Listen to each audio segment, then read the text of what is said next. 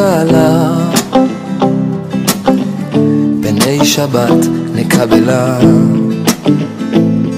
לך דודי לקראת קלה,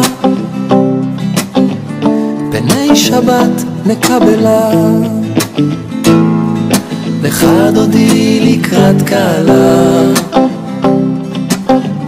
פני שבת נקבלה.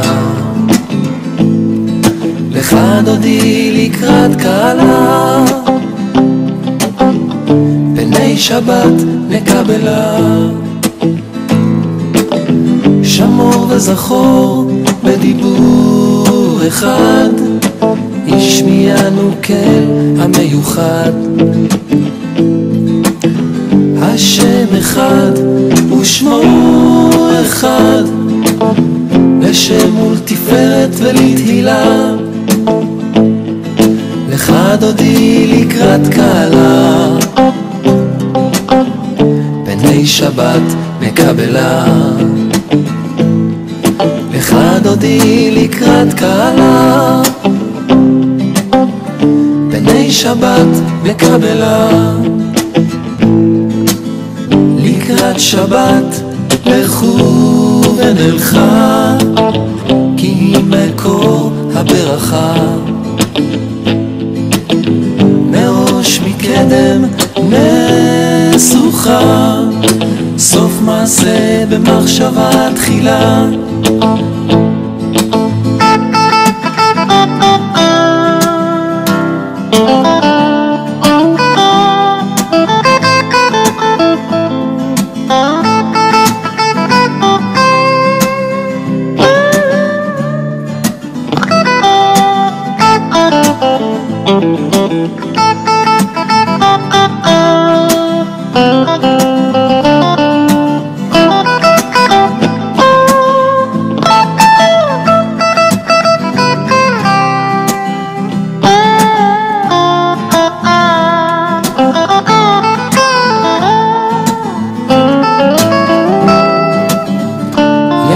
שמאל תפרוצי ואת השם תריצי, על יד איש בן פרצי, ונשמחה ונגילה. לך דודי לקראת קלה, בואי ושלום עטרת בעלה, גם ברינה וצהולה. תוך אמוני עם סגולה, בואי חלה, בואי חלה, בואי חלה, בואי חלה. לך דודי לקראת קלה.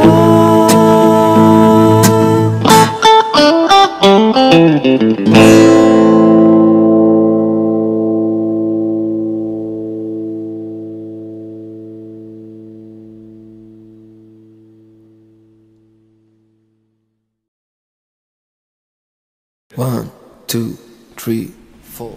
Boker Tov, shalom à tous et à toutes, tous nos amis qui nous suivent, Bezat Hashem, une excellente journée pour tout le monde et Bezat Hashem, que tout se calme, que les choses rentrent dans l'ordre pour tout le monde, que chacun se mette à sa place et avec ça tout sera en harmonie, Bezat Hashem. Et bon, Hachem, quand on parle de Rabbi Nachman, c'est avec ça, Bezat Hashem, on adoucit la rigueur, la rigueur qu'il y a sur le monde, et particulièrement en Eretz Israël, des gens qui ont peur, qui souffrent, qui sont blessés, qui ont des traumatisés, tellement de douleurs. Bezat Hashem, que je vous va, par le mérite des tzadikim, va adoucir la rigueur, que ça se fasse, que l'accouchement se fasse sans douleur, qu'ils nous mettent la péridurale, puisque c'est difficile, il n'y a personne qui a la force de tout ça.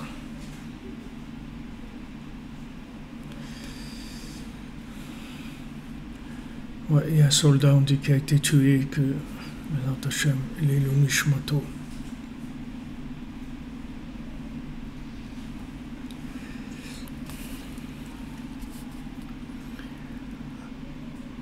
Alors hier, on a parlé de la Shrina et du principe d'attirer la providence divine, sur nous par le fait que on essaye d'inclure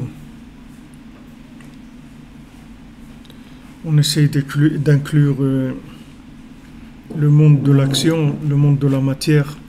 On l'inclut dans Hachem, voilà. Mais ce qui se passe, on voit de la violence, on voit de la cruauté et des guerres. Alors ça aussi, on l'inclut dans Hachem. On lui demande de prendre les choses en main, de ne pas nous laisser entre les mains des intermédiaires qui sont cruels. Que Hachem il prenne les choses en main et que Hachem il est entièrement miséricordieux. Donc pour la refoua des gens qui ont été blessés, pour la délivrance du monde entier de l'accusation des anges qui laissent pas vivre. Donc maintenant notre travail à nous c'est d'inclure tout dans Echad. De ne pas dire c'est à cause de celui-là, c'est à cause de Macron, c'est à cause de Trump, c'est à cause de Giscard d'Estaing, et à cause de celui-là, et à cause de l'autre, et à cause de celui-là, à cause de l'autre. C'est Hachem qui dirige le monde. Il faut s'adresser à lui, avoir affaire à lui, c'est tout. Il ne faut pas avoir affaire avec les intermédiaires. Les intermédiaires, ils n'ont pas de... Eux-mêmes, ils n'ont pas de libre arbitre. Il faut avoir affaire à Hachem. Toute la rigueur, elle vient du fait qu'on essaye de prendre des raccourcis dans la logique. Et il n'y a pas de raccourci. Il faut aller direct. Il faut aller en direct, en live, directement avec Hachem. Et dire Hachem, s'il te plaît, on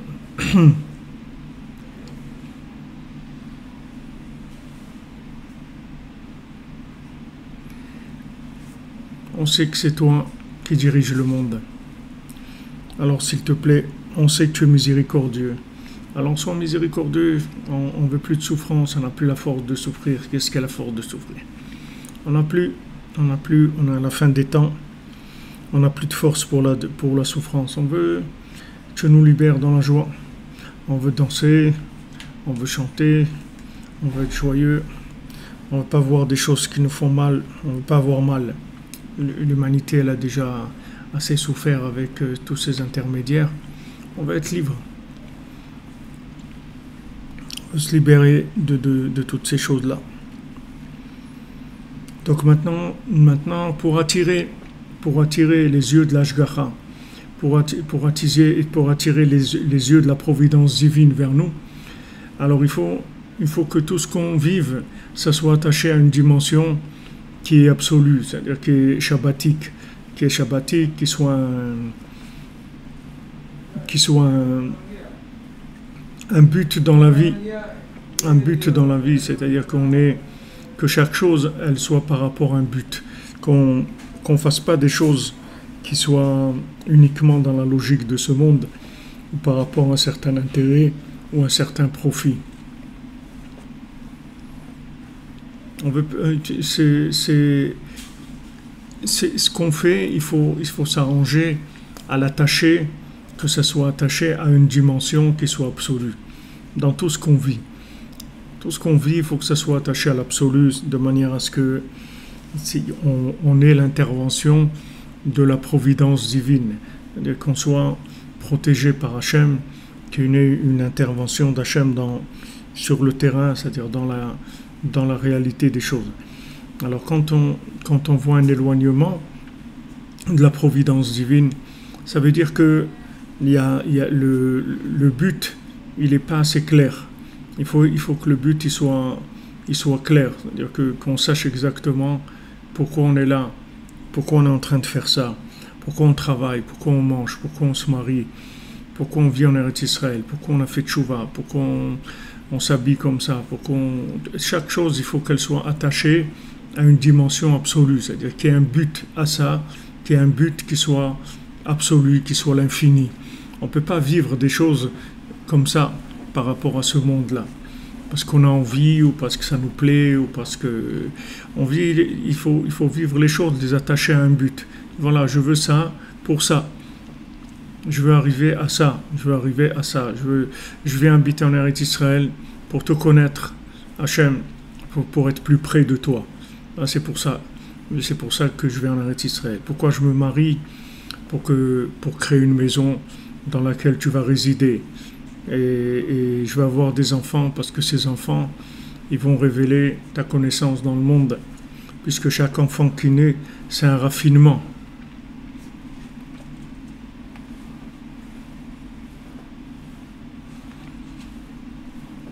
Chaque fois qu'il y a un enfant qui naît, c'est un raffinement du concept divin. Puisque à chaque enfant qui naît, c'est deux qui sont devenus un. Donc chaque fois qu'il y a deux qui deviennent un, c'est une fusion. C'est une fusion, c'est-à-dire c'est une troisième dimension à chaque fois. Chaque enfant qui naît, c'est comme ça. Alors à chaque fois, on avance vers ça. Tout, il faut l'attacher à un but. Il faut avoir un but.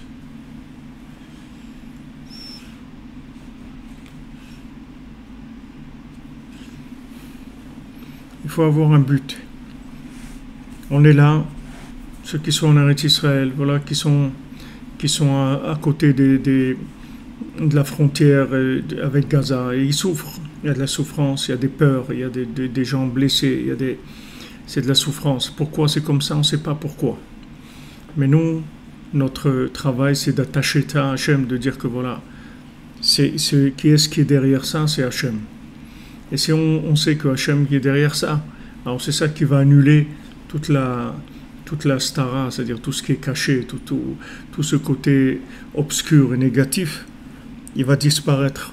Parce que plus on va attacher la situation à Echad, et plus on va permettre à Hachem d'intervenir sur le terrain. Il faut Shlema pour Esther Bat Mecha.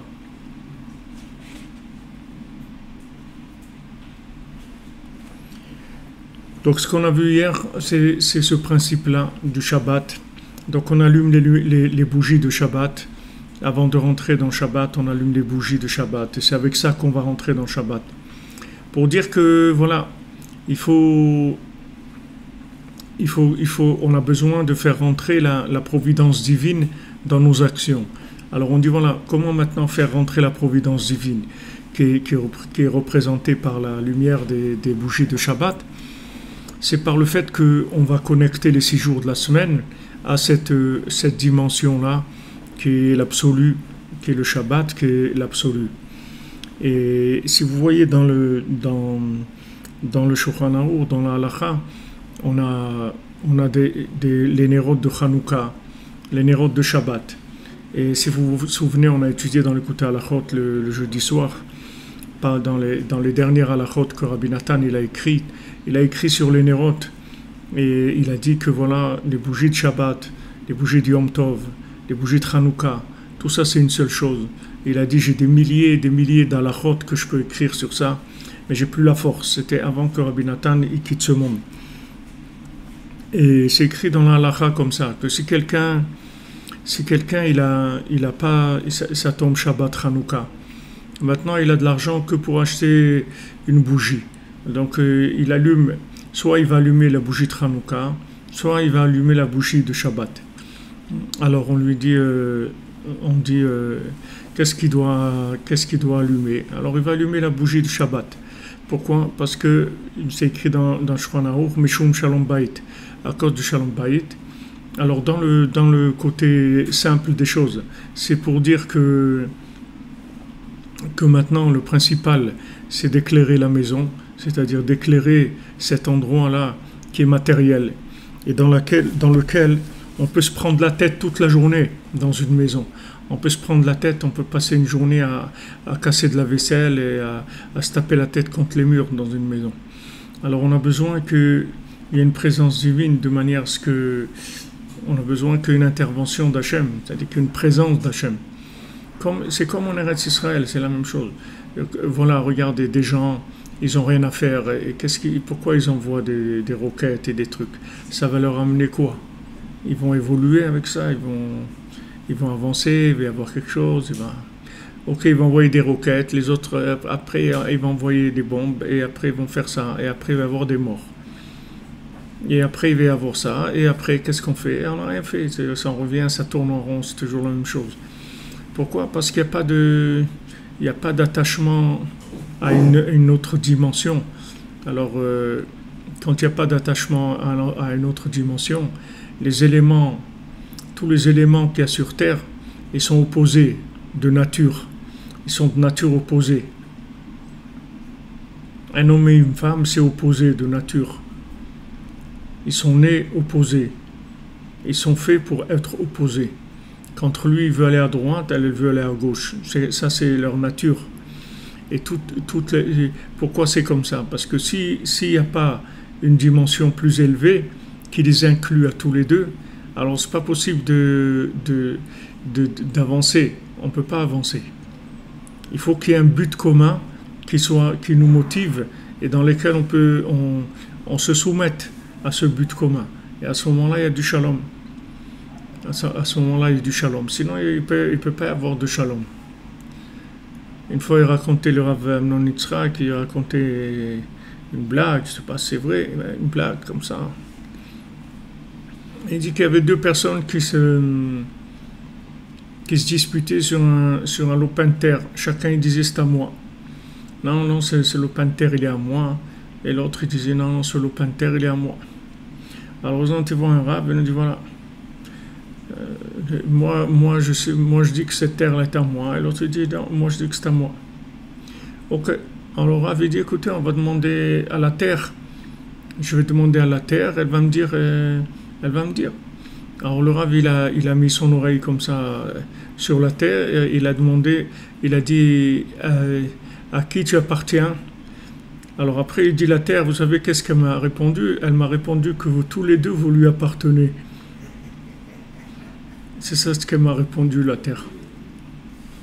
C'est-à-dire au lieu que vous disputez ça c'est à moi, ça c'est à moi, il faut que tu saches que tous les deux, le point commun qu'ils ont, c'est que tous les deux ils appartiennent à la terre. C'est-à-dire qu'il y a une dimension qui va égaliser tout le monde. Il y a une dimension où tout le monde est égal. Donc, du moment où on est attaché à cette dimension, où il y a une égalité, alors là, on arrive à s'entendre. Mais si on reste dans notre nature, c'est-à-dire par rapport au schéma binaire, à la logique de ce monde, on ne peut pas s'entendre. On va s'entendre quand il y a des centres d'intérêt, au lieu que ça soit une dimension absolue, ça va être une dimension relative et une dimension d'intérêt momentanée, puisque ça va être par rapport à quelque chose. Donc une fois que cet intérêt il va passer, chacun il va partir de son côté, parce qu'il n'y aura plus de...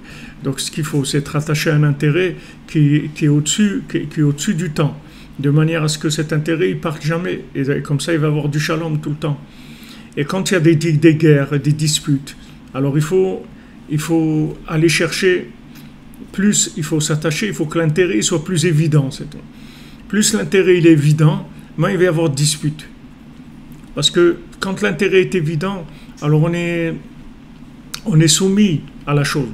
Vous voyez, quand dans une famille il y a des problèmes, famille, etc. Mais quand il y a un problème, il y a des disputes ou des choses comme ça. Mais quand il y a un problème très grand, que toute la famille est touchée par ça, alors tout le monde est d'accord. C'est-à-dire, il n'y a pas, pendant ce moment-là, tout le monde oublie toutes ces idées, toutes ces idées politiques ou idéologiques, ou philosophiques, ou religieuses, ou pas religieuses.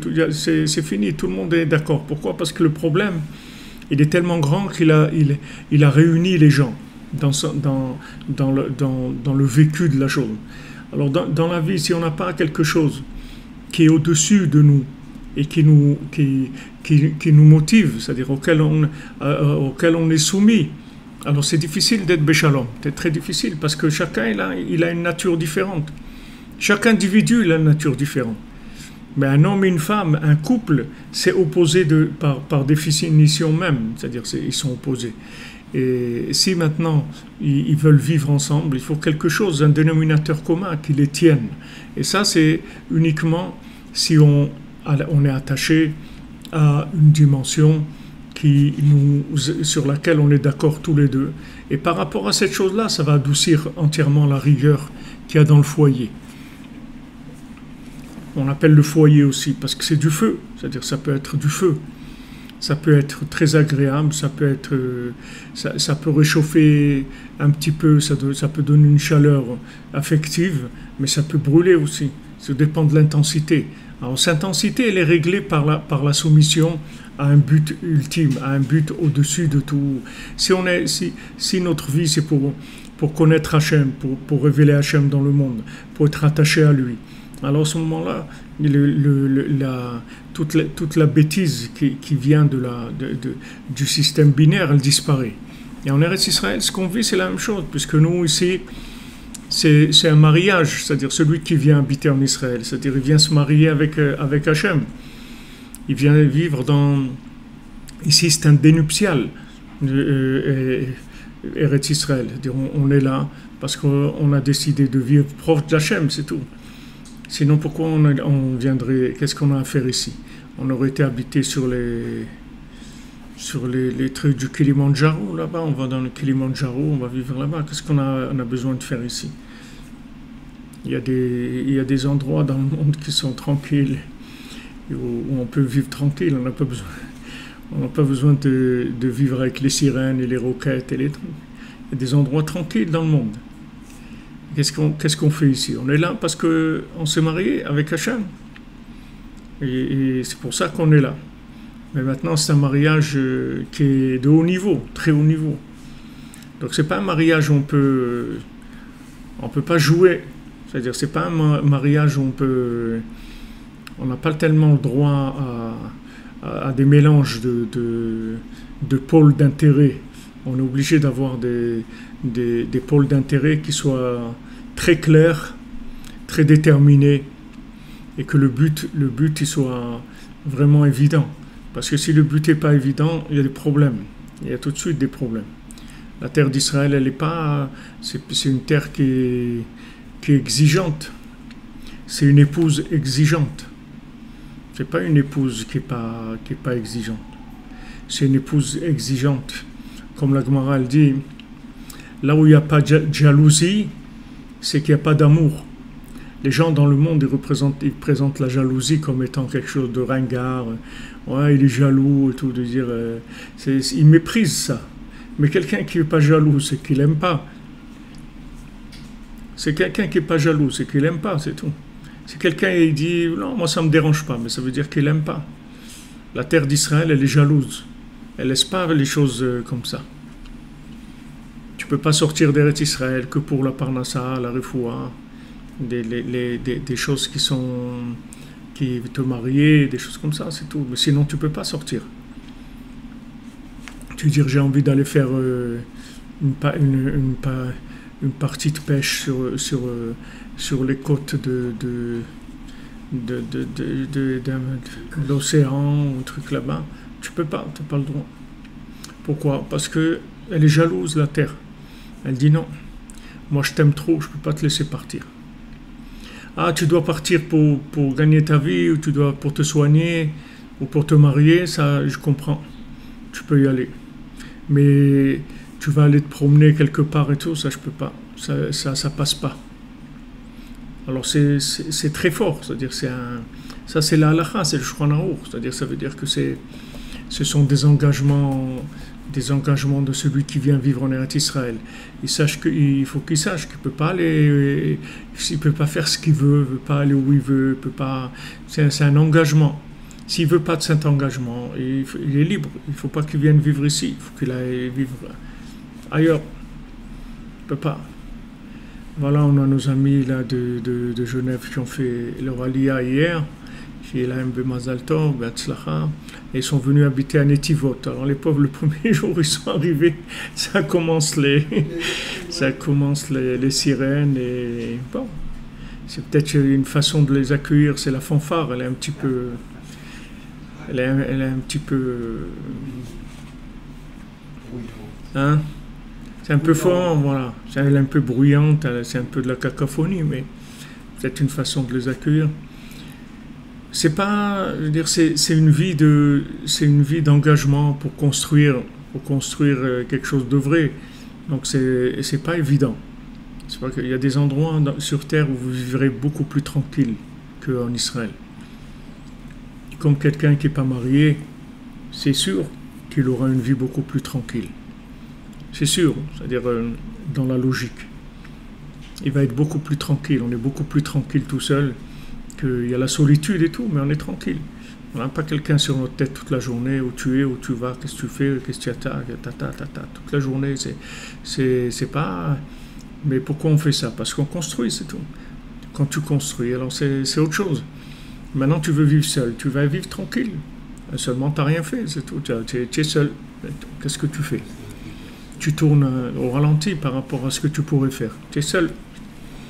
Donc, Eretz Israël, c'est la même chose. Ceux qui vivent en dehors d'Eretz Israël, ils ont décidé de ne pas se marier avec la terre. Ils disent, voilà, regarde, moi je préfère de loin comme ça. Loin des yeux, loin du cœur, comme ça va. Mais je peux pas, c'est-à-dire, j'ai pas la force de me marier avec la terre d'Israël, c'est trop fort pour moi. Ok, alors, ils gardent des distances. Et ils vivent là où ils vivent, avec leur vie tranquille, qui est moins perturbée. En Israël, ça bouillonne, c'est un endroit très très fort. Il y a un engagement très fort. Il y a des réactions qui sont très fortes, qui sont pas logiques. On comprend rien du tout. C'est un niveau très très fort. Parce que c'est un amour qui est très fort. C'est-à-dire l'amour d'Hachem, il se révèle en Israël très fort, de façon très forte. Donc il y a une jalousie très forte, et il y a une demande, il y a une exigence. Alors c'est pas de la rigueur. C'est pas de la rigueur, c'est de l'amour, c'est pas de la rigueur. C'est de l'amour, mais c'est tellement fort que comme on dit une mère poule comme ça, elle est étouffante. C'est-à-dire, des fois, elle aime tellement l'enfant qu'elle l'étouffe, elle laisse pas bouger. Où tu vas, un truc, essaye. Tu as pris ça, tu as pris à manger, tu as pris ton parapluie, tu as pris ça, tu as tes trucs, et tes chaussures, et si jamais il y a ça, et trucs. Et voilà, et c'est comme ça. Il y a des mamans qui sont comme ça, elles sont très, très, très exigeantes, très prenantes, la personne se sent étouffée comme ça. En Eretz Israël, c'est comme ça, c'est très fort. L'amour, il est extrêmement fort. Donc c'est ça qui donne ces choses-là. C'est pas, Chas v'Shalom, c'est pas de la rigueur, c'est que de l'amour, c'est tout. Mais il est très fort. Donc ça donne une façon de vivre qui est un petit peu difficile. Mais ceux qui ont choisi de vivre en dehors, c'est-à-dire ils ont choisi de vivre le célibat, et quand ils viennent en touriste pour un mois ou deux, et pour quelques semaines. Ou bien ils viennent pour s'enterrer quand ils sont morts, ou enterrer quelqu'un, un truc. Mais ils ne veulent pas se marier avec la terre. Parce qu'ils sentent qu'ils vont rentrer dans un engrenage de choses qui sont... C'est pas facile. Je veux dire, c'est pas quelque chose qui est facile à vivre. C'est quelque chose qui donne des résultats extraordinaires, qui est merveilleux. Mais dans le vécu, c'est pas facile, parce que c'est pas une terre où tu peux dormir, où tu peux faire comme si tu étais seul. Tu peux pas faire comme si tu étais seul. Tu peux pas dire, bon allez, je débranche quelque temps, je vais débrancher. Tu peux pas débrancher. Ça dépend pas de toi, c'est pas toi qui décides. Donc ça c'est si vous voulez, cette dimension-là de l'infini, ici, elle est extrêmement présente, puisqu'on dit que les yeux d'Hachem, ils sont là toute l'année, sur la terre d'Israël. Ça veut dire que tu as décidé de forcer de forcer la dimension de la connexion. Tu as forcé la connexion. Même si tu n'es pas au niveau, même si tu sais que ça va être difficile pour toi et tout, tu disais tant pis, tant pis, tant pis, je préfère que ce soit dur, mais je veux être connecté, je veux pas vivre tranquille. C'est pas ce que je cherche pas la tranquillité.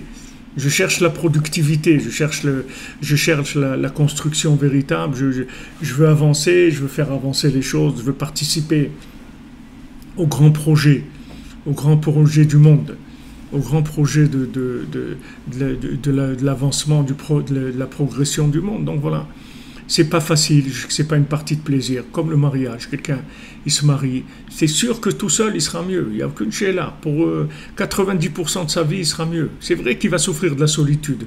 Mais comme on dit, il vaut mieux être seul que mal accompagné. C'est-à-dire que j'ai besoin de quelqu'un sur moi, que chaque chose, il est là, il me fait des remarques ou des trucs. Je n'ai pas besoin de ça, je suis tout seul, personne ne fait de mes remarques. J'ai envie d'allumer la radio, d'écouter de la musique. J'écoute, on me dit, mais pourquoi tu mets cette musique? Elle n'est pas belle. Pourquoi tu ne mets pas de la musique? Quand tu mets de la musique, pourquoi tu mets de la musique? C'est difficile de vivre comme ça. Mais tu construis quelque chose, tu fais quelque chose, tu es inclus dans Echad. Tu rentres dans une troisième dimension.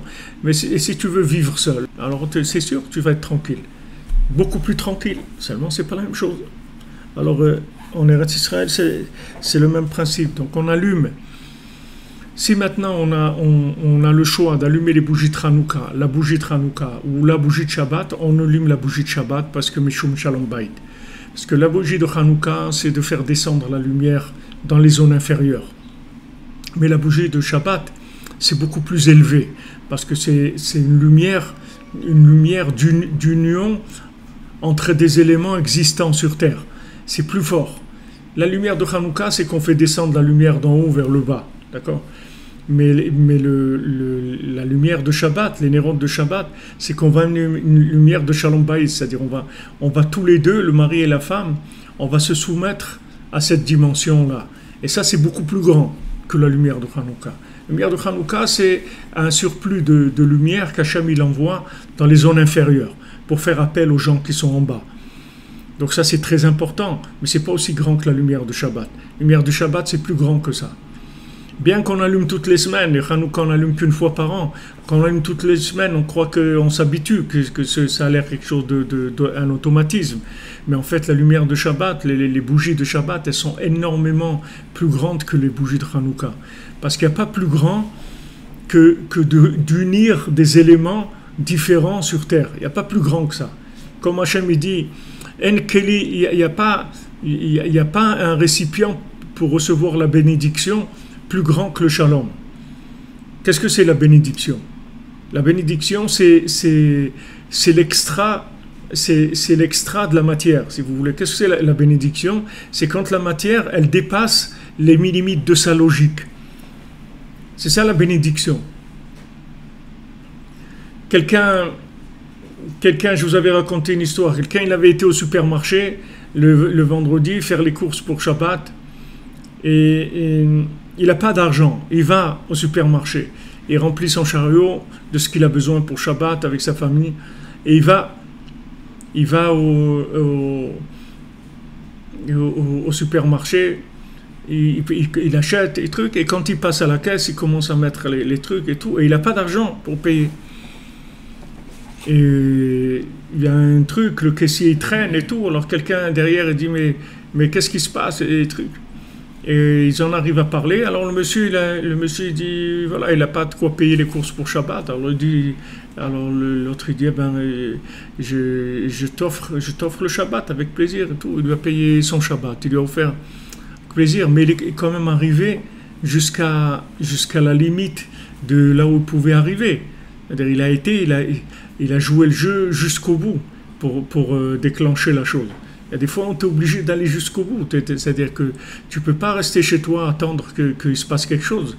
Tu es obligé d'avancer, d'aller mamache sur le terrain, d'aller là où tu peux aller au plus proche de la chose.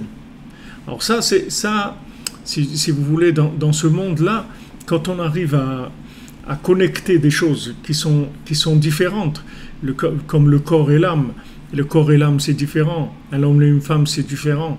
Les nations et l'homme Israël, ils sont différents. Tout ça, ce sont des éléments qui sont différents. Quand on arrive à les mettre ensemble, ça amène la bénédiction. La bénédiction, ça veut dire que ça amène une dimension qui n'est pas du tout la dimension logique des éléments de ce monde. C'est-à-dire c'est un dépassement total des éléments de ce monde. Donc la bénédiction, elle vient avec le shalom. Mais le shalom, il ne peut pas être là s'il n'y a pas une soumission au Shabbat, à une autre dimension. C'est pour ça que Shabbat Shalom, on dit Shabbat Shalom. Parce que le Shabbat, il est fait pour emmener le Shalom. C'est sa définition. Pardon. C'est sa définition même du Shabbat. Shabbat Shalom, les Ashkenazes disent Git Shabbat, c'est un bon Shabbat, mais Sfaradim dit Shabbat Shalom. C'est-à-dire que sache que le Shabbat, il va t'amener le Shalom. Tu as besoin de Shalom, rentre dans Shabbat. Rentre dans Shabbat. Monte. Ne reste pas en bas, monte. Et tu vas voir qu'il y aura le Shalom. Alors Shabbat, il t'aspire vers le haut. Et il t'amène le Shalom. Parce qu'il te tire vers le haut. Donc en tirant vers le haut, il y a automatiquement une égalisation de tous les niveaux qui sont des niveaux de la matière, des niveaux des 6 jours de la semaine, les niveaux de la logique, etc. Il va te sortir de tous les problèmes. Et donc il est Makor Abracha, il est aussi l'origine de toute la bénédiction. Toutes les bénédictions viennent du Shabbat. Pourquoi? Là, vous comprenez pourquoi? Ce n'est pas quelque chose de magique. C'est que la bénédiction, elle vient du fait que tu rentres dans une dimension qui est au-delà de la logique. C'est ça qui amène la bénédiction. La bénédiction, elle vient quand tu dépasses la logique. Tant que tu restes dans la logique, alors 1 plus 1, ça fait 2. Mais quand tu dépasses, alors 1 plus 1, ça fait 1. Ça ne fait pas 2.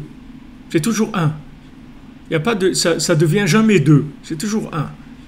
Il n'y a pas parce que quand tu dis 1 plus 1, ça fait 2, ça veut dire qu'il y a une séparation entre des éléments. Que c'est vécu chaque chose seul. Mais là, c'est de 1 plus 1, ça fait toujours 1. C'est-à-dire c'est que Hachem, c'est tout. Il n'y a rien d'autre. Alors cette dimension-là du Shabbat, c'est l'origine de la bénédiction. Plus tu vas faire attention au Shabbat, plus tu vas être joyeux dans le Shabbat, plus tu vas faire des bons repas du Shabbat, chanter les chants du Shabbat et tout, plus tu vas recevoir la bénédiction dans la semaine. Parce que tu t'es inclus dans une dimension qui aplanit tous les problèmes de la semaine. Tous les problèmes de la semaine, ils sont aplanis. Et si le monde, il savait quelle bénédiction il a de la terre d'Israël, les gens ne seraient pas en train de faire des problèmes à Israël. Au contraire, ils aideraient tout ce qui pourrait Israël pour qu'elle soit tranquille, que les gens ils se développent, qu'ils inventent. Parce que toutes leurs bénédictions, chacun qui mange, quelqu'un il est en France, il est en train de manger son camembert à Metz ou là où il est dans son truc. Ce camembert-là de Metz, il vient d'ici, il vient d'Eretz Israël. Toute la bénédiction du monde, elle passe par Eretz Israël.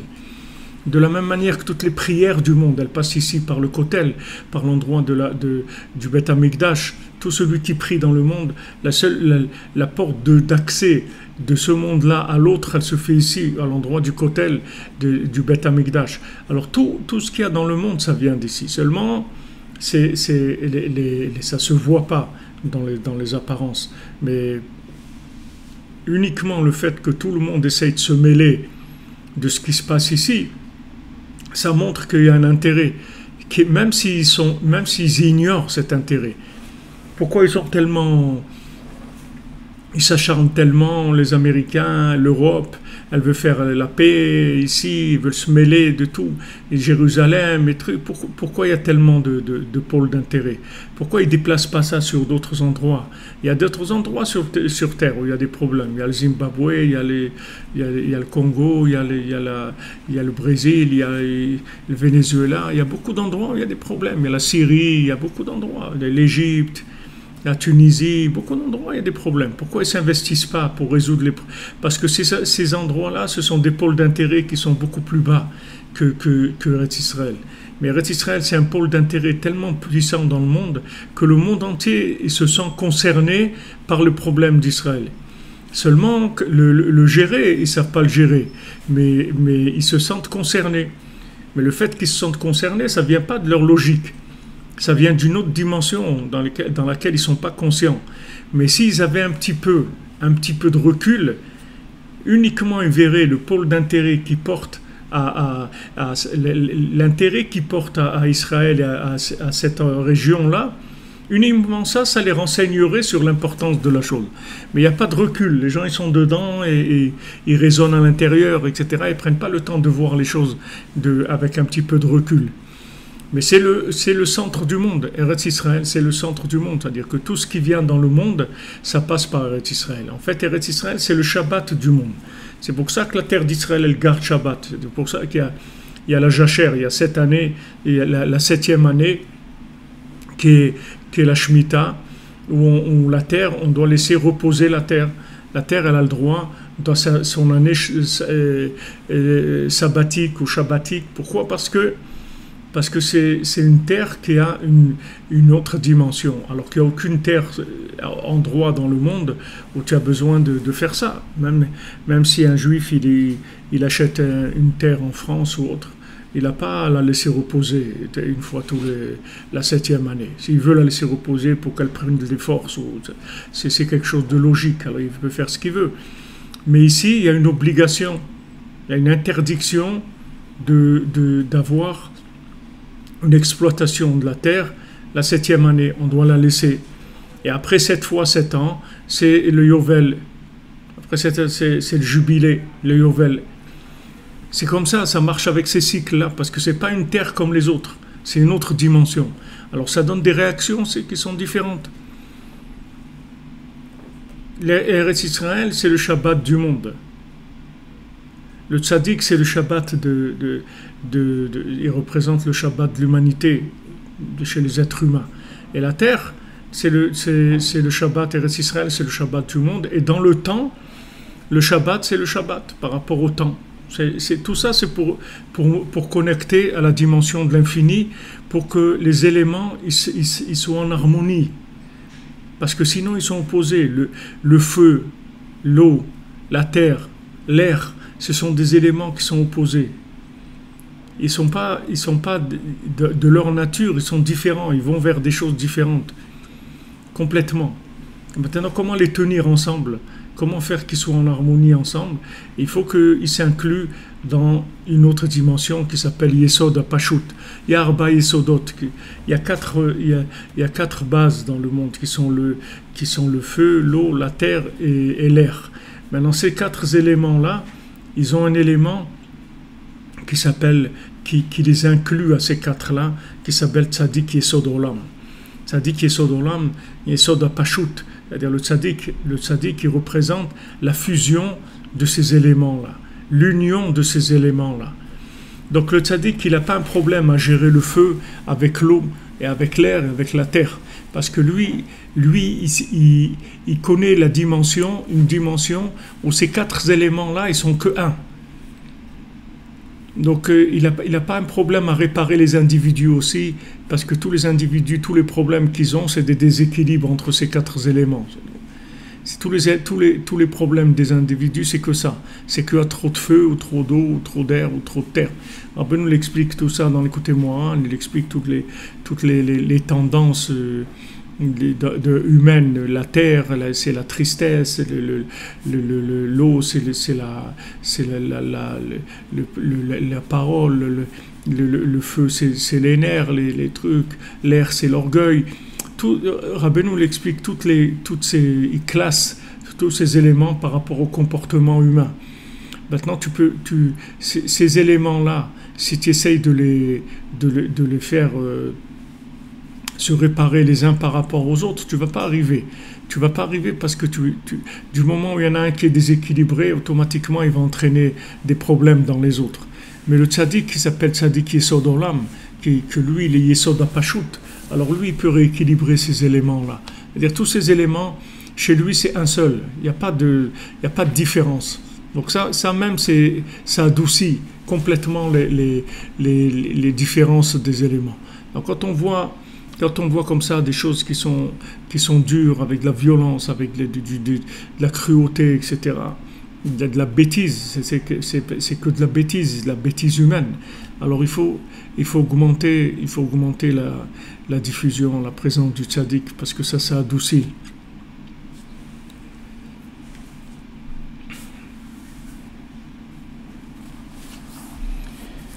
רבי נתן dit על כן עיקר הזיווג דקדושה בשבת כי אז נכלל אחר הבריאה באחד שהוא בחינת ייחוד וזיווג דקדושה כנ"ל. Donc maintenant tout le principe de l'union l'union du couple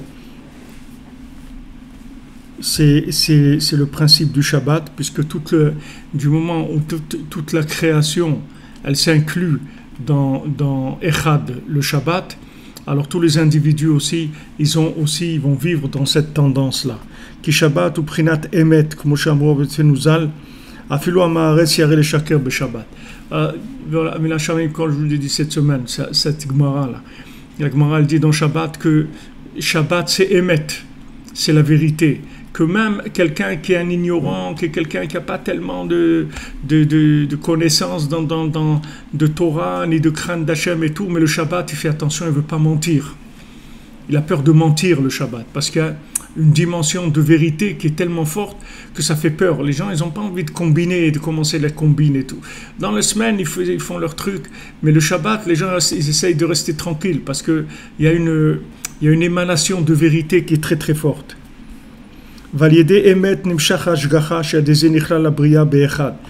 ce émet là, c'est-à-dire cette vérité absolue, c'est elle qui va inclure le monde dans Echad.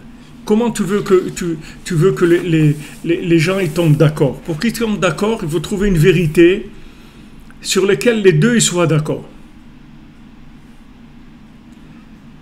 Ou les 3, ou les 4, ou les 5, ou tout ce qu'il y a sur Terre. Il faut que les gens ils soient d'accord avec ça. Qu'ils disent pas, ah non, moi je pense différemment. Pourquoi quelqu'un il pense différemment? Parce que la vérité, comme il l'a vue, elle n'est pas assez forte. Il n'a pas vu la vérité de façon assez grande. Si la vérité elle était plus grande, alors automatiquement, il serait d'accord. Alors comme je vous l'ai dit hier, dans un couple, c'est la même chose. Quand maintenant ça marche pas bien, il y a des problèmes et tout. Alors il faut aller décrocher une vérité plus grande. Il faut que le mari monte plus haut dans la vérité. Plus haut, chercher de la vérité plus haut. Et à ce moment-là, ça annule toute la petitesse, toute la bêtise, toute la mesquinerie, tout ce qui est le binaire. Il s'annule. Mais si tu rentres dans le binaire, tu finis pas des différences. Et ça, c'est pas comme ça, et pourquoi ça, c'est comme ça, et pourquoi ça, c'est comme... Il y a une dimension où tous ces pourquoi-là, ils disparaissent. Il n'y a plus de pourquoi. Il n'y a plus de questions.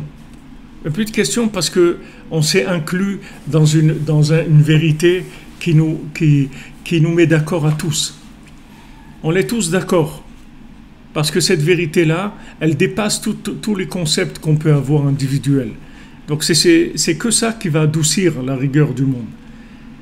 La rigueur qu'il y a dans le monde, c'est-à-dire ces différences de concepts qui peuvent aller jusqu'à la guerre, elle vient du fait que la vérité, elle n'est pas assez grande. Il n'y a pas de vérité, il y a trop de mensonges encore.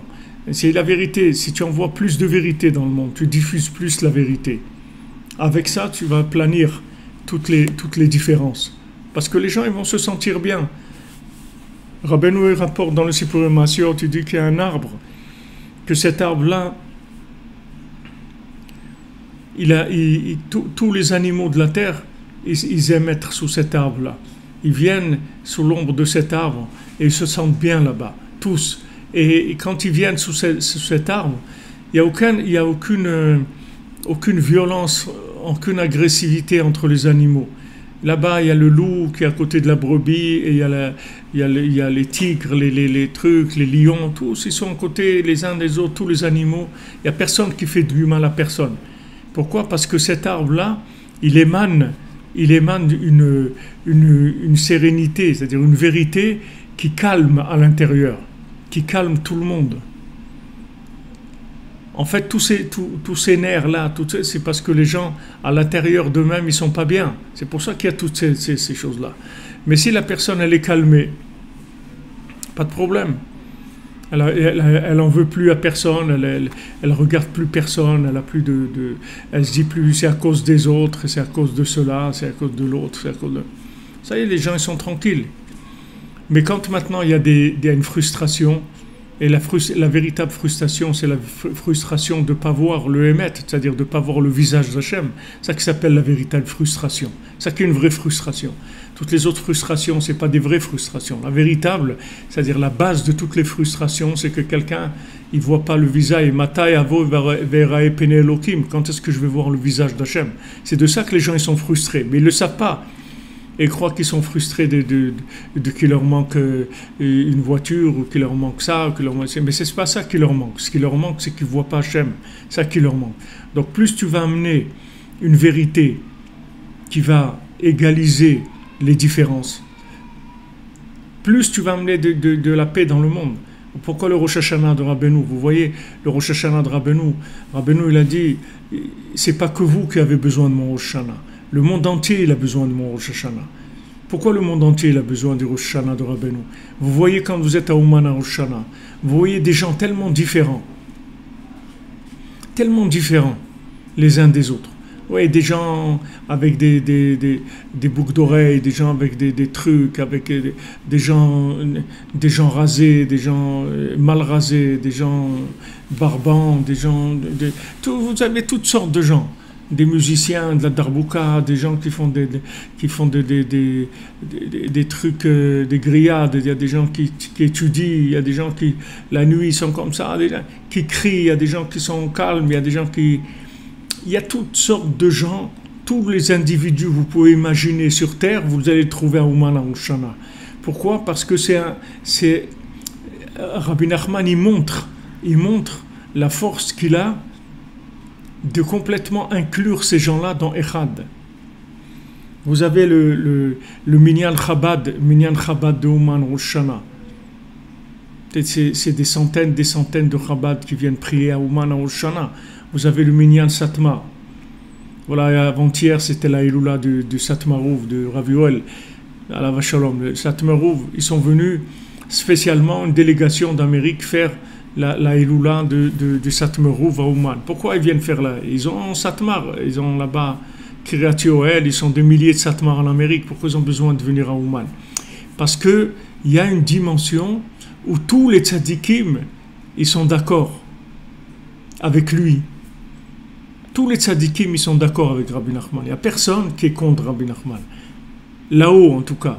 En bas, il y a des problèmes parce que les gens, ils ont pas il leur manque encore quelques évidences.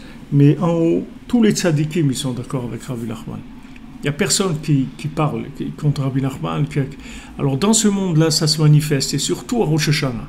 À Rosh Hashanah, vous avez le minyan marocains, les Thémani, et les Mekoubalim, et les Shlomo Karlebach, des Américains, et les trucs comme ça, toutes sortes de minyan, tout. Et tous ces gens-là, ils sont bien. Et si vous demandez chacun, qu'est-ce qu'il fait là? Chacun, il trouve son compte. Chacun, il trouve ce qu'il est venu chercher. Pourtant, tous ces gens-là, ils sont très différents. Très, très différents. Donc vous voyez comment le monde il a besoin de ça. C'est vrai que dans le monde, il y a des manifestations où il y a peut-être plus de monde, parce que qu'est-ce qu'il y a? 70 000 personnes, ok, il peut y avoir des manifestations qui sont beaucoup plus grandes dans le monde. Mais la chose, c'est que dans ces manifestations-là, les gens ils se ressemblent. Si vous prenez Woodstock ou l'île de White ou des grands concerts qu'il y a eu, des grandes manifestations comme ça, mais tous ces gens-là, ils ont un dénominateur commun, c'est-à-dire qu'ils sont dans la même façon de voir les choses. Tandis que là, la différence qu'il y a, c'est que le Rosh Hashanah de Rabbeinu, vous avez des gens qui sont complètement différents dans leur façon de vivre. Il y a des gens, c'est des businessmen, il y a des gens, c'est des rabbanim, il y a des gens, c'est des dealers, il y a des gens, c'est des musiciens, il y a des gens, c'est des magiciens, il y a toutes sortes de gens. Toutes sortes de gens. Ils sont pas là pour une chose qui est dans le binaire. C'est-à-dire ils n'ont pas un commun dans le binaire. bien sûr, il y a des groupes de gens qui sont ensemble parce qu'ils s'entendent entre eux dans le binaire. Mais tous ces gens-là, ils sont soumis à une dimension où ils se sentent bien, où ils sont venus, ils ont fait le déplacement parce qu'ils se sentent bien, ils se sentent dans une dimension de bénédiction, de choses qui les calment, qui enlèvent leur frustration. Et pourtant, ils sont extrêmement différents les uns des autres. C'est ça la grandeur, parce que trouver des gens qui sont déplacés pour la Coupe du Monde de football, ok, mais c'est des gens, ils ont un truc commun, c'est qu'ils ont tous, ils aiment le ballon, le football. Mais là, non. Là, c'est des gens, ils vivent de façon complètement différente. Toute leur vie, elle est complètement différente les uns des autres. Et ils sont là, à Rosh Hashanah. Donc, vous voyez que cette dimension-là, elle-même, elle est révélatrice de quelque chose d'extrêmement puissant. Donc, c'est pour ça que Rabbi Nachman dit que le monde entier, il a besoin de mon Rosh Hashanah. Tout le monde a besoin du Rosh Hashanah de Rabbeinu. Tout le monde. Tout celui qui veut venir, qui peut venir, qui vienne, tout celui qui ne peut pas venir, qui aide quelqu'un à venir, qui s'inclut, au Hachem, il y a beaucoup de gens qui ne peuvent pas venir, mais ils veulent participer, ils veulent être inclus dans ce Rosh Hashanah-là. Parce que c'est la clé de la délivrance de l'humanité. Même en analysant, en faisant une analyse très simple, vous voyez juste ce qui se passe là-bas, vous voyez que c'est quelque chose qui est messianique, parce qu'il n'y a pas ça dans le monde. Vous allez trouver des gens, beaucoup de gens qui se rassemblent, mais qui se ressemblent, s'assemblent. Mais là-bas, vous allez voir des gens qui n'ont rien à voir les uns avec les autres, mais rien, mamage, rien. Des gens qui sont dans des complètement opposés à l'ouest, des juifs, des non-juifs, toutes sortes de gens. Et tous ces gens-là, ils viennent pourquoi Rabbi Nachman? Mais c'est quoi Rabbi Nachman pour toi? Mais chacun il a son histoire. Chacun il a ce qu'il vient prendre. Mais si tout le monde prend là, ça veut dire qu'il y a une dimension qui inclut ces gens-là. Et c'est ça la solution. Et c'est ça la solution. C'est pour ça que Rabbi Nathan dit que quand c'est écrit que les yeux de la providence, les yeux de la providence divine, ils sont sur Eretz Israël, Mireshit Shana, ils viennent de Rosh Hashanah. Rabbi Nathan dit que l'Ashgacha Pratit, la providence divine sur Eretz Israël, elle vient du Rosh Hashanah de Rabbi Nachman à Ouman. C'est de là-bas où ça vient. Mais avec ce qu'on est en train d'étudier ici, vous pouvez le comprendre, c'est très simple à comprendre. Parce que qu'est-ce qui amène la providence divine? C'est la connexion. C'est-à-dire quand tu arrives à sortir de ta différence pour t'inclure dans une dimension plus grande. C'est ça qui fait après que Hachem il peut rentrer dans ta vie et driver ta vie. Donc maintenant, quand vous avez tant de gens différents qui s'incluent dans une dimension commune qui s'appelle le Rosh Hashanah de Rabbi Nachman, ça amène les yeux de l'Ashgacha sur Eretz Israël. Vous comprenez comment ça fonctionne par rapport à ce qu'il a dit ici. C'est-à-dire que qu'est-ce qui fait qu'on arrive à introduire la présence effective d'Hachem dans le fonctionnement en Eretz Israël, dans le fonctionnement dans le binaire?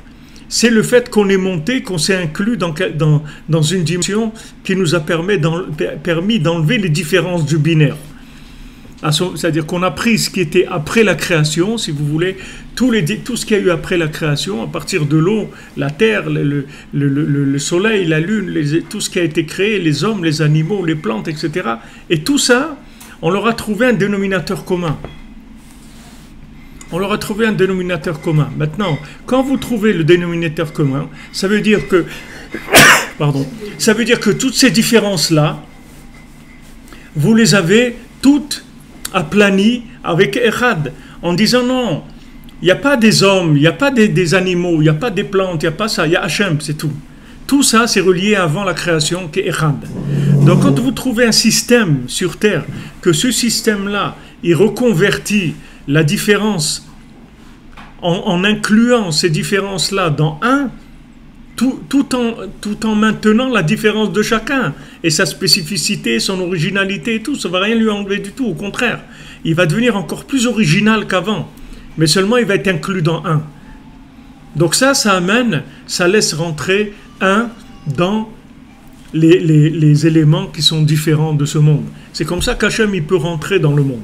Mais si tu dis non, tu es dans le binaire, c'est-à-dire dans les éléments logiques, et tu dis non, logiquement, voilà, ça fonctionne comme ça, une plante c'est une plante, et un animal c'est un animal, et il fonctionne que comme ça, et il n'y a que ça, et tout, il a connecté nulle part, c'est quelque chose d'indépendant.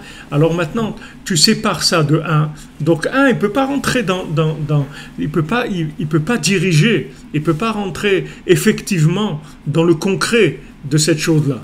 Tandis que si tu dis que cette chose-là, même étant spécifique comme elle est, en fait, c'est un aspect de Echad, c'est un aspect de 1, mais ça, c'est 1 plus 1 égale 1, c'est-à-dire que c'est toujours 1. Alors tu permets à Hachem de se manifester dans cette situation-là. Donc c'est pour ça que le Rosh Hashanah, c'est lui qui amène la providence, le Rosh Hashanah Ouman, c'est lui qui amène la providence divine dans le concret, c'est-à-dire dans le vécu de chacun et de chacune de tous les jours. Voilà ce qu'il y a. Rabbeinu l'a dit, il n'y a rien qui est Rosh Hashanah, c'est tout. C'est tout. Moïnian, c'est que Rosh Hashanah. Il n'y a que Rosh Hashanah, c'est tout. Et après Rosh Hashanah, il y a Rosh Hashanah, c'est tout. Il n'y a que Rosh Hashanah. C'est là-dedans qu'il faut investir. Là-dedans, il y a tout. Il faut s'investir, il faut être présent, il faut être attaché, il faut se connecter. C'est là où ça se passe. Après, le reste, ce qui va venir après, c'est comme les 6 jours de la semaine par rapport au Shabbat. Ça va être une conséquence du Shabbat. Mais c'est là où ça se passe. Tout c'est là où ça se passe, c'est là où tout est décidé, c'est là où tous les éléments vont se mettre en place. Après, dans l'année, il va y avoir ce qu'il y a. Mais c'est ce qu'il y a dans l'année, ça dépend du Rosh Hashanah. Comme on dit, voilà, quelqu'un, toute sa parnassa, elle est décidée à Rosh Hashanah. Tout ce qu'il va faire, c'est décider à Rosh Hashanah. Alors, qu'est-ce qu'il fait toute l'année? Après, il va travailler. C'est comme ça que les choses vont se mettre en place. Mais ce qu'il va avoir comme parnassa, ça va être décidé à Rosh Hashanah. À Rosh Hashanah, on va décider combien il va avoir d'argent cette année-là. Donc, à Rosh Hashanah, il va y avoir les décisions principales de ce qu'il va y avoir toute l'année. Et en fait, quand on dit que on est inclus, on est inscrit dans le livre de la vie, c'est ça le livre de la vie. C'est quoi le livre de la vie? Le livre de la vie, ça veut dire que si maintenant, à Rosh Hashanah, tu as eu le mérite, alors tu vas avoir une vie, une année connectée. C'est ça le livre de la vie. C'est-à-dire que tu vas vivre en connexion. C'est-à-dire qu'au lieu maintenant de te débrouiller tout seul dans la logique de ce monde, tu vas laisser Hachem intervenir dans ta vie et prendre les rênes de ta vie et de t'amener là dans les meilleures choses où tu dois aller. C'est là où tu vas être optimisé au maximum par la providence divine. C'est ça qui s'appelle être inscrit dans le livre de la vie. Être inscrit dans le livre de la vie, ça ne veut pas dire que rester vivant. Ça veut dire avoir une vraie vie. C'est pas que de rester vivant. Il y a beaucoup de gens, ils sont vivants, mais ils ne sont pas inscrits dans le livre de la vie. Parce qu'ils ne vivent pas en connexion avec la providence divine. C'est-à-dire c'est eux qui dirigent leur vie. Ils sont dans des systèmes de binaire, de logique. Si tu veux qu'Hachem y rentre dans ta vie, il faut que tu lâches. Mais pour que tu puisses lâcher, il faut que tu aies vu quelque chose qui te permet de lâcher. Tu ne vas pas lâcher comme ça, sinon tu vas avoir peur, tu vas te trouver perdu. Tu ne peux pas lâcher comme ça. Tu ne peux lâcher que si tu vois une dimension qui te sécurise, où tu te dis, voilà, s'il y a ça, alors il y a tout. Et quand tu lâches, alors Hachem, il prend le volant de ta vie et te dirige. Et il t'optimise, il t'amène dans les endroits où il faut, dans les meilleurs endroits, les meilleures rencontres, les meilleures situations. Tout est optimisé en permanence. Bezrat Hachem, Be'atzlacha, une bonne journée, que des bonnes choses. Que de la délivrance, Bezrat Hachem, pour tout l'âme Israël, pour toute l'humanité, que des bonnes choses. Et merci pour votre présence et votre assiduité, à tous les amis qui sont là. Et voilà, ce soir, on se retrouve, Bezrat Hachem, à 3h du matin pour l'écoute à la Chot. On fera l'écoute à la Chot sur Rosh Hashanah, normalement, à la Chavav, Bezrat Hachem. Merci à tous.